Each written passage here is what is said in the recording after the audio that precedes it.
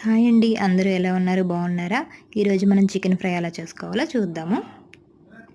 పెరుగు, పసుపు, కొద్దిగా సాల్ట్ చికెన్లో వేసుకొని మిక్స్ చేసుకుందాం.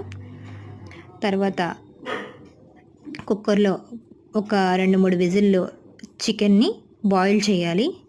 అప్పుడు మనకి తొందరగా ఉడుకుతుందనమాట. చాలా ముక్క కూడా పీస్ కూడా చాలా మెత్తగా ఉంటుంది. ఒక 2-3 విజిల్స్ వేసుకుంటే సరిపోతుంది. కొద్దిగా వాటర్ కూడా వేయాలి అందులోనే, ఎందుకంటే ఎలాగంటే చికెన్లో వాటర్ ఉంటుంది కాబట్టి.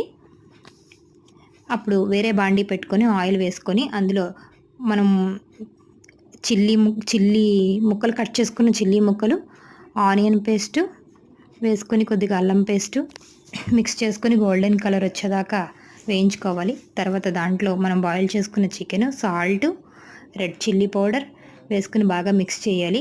అలాగే కొంచెం పచ్చి మసాలా వేస్తే మంచి స్మెల్ బాగా వస్తుంది, చాలా బాగుంటుంది కూడా.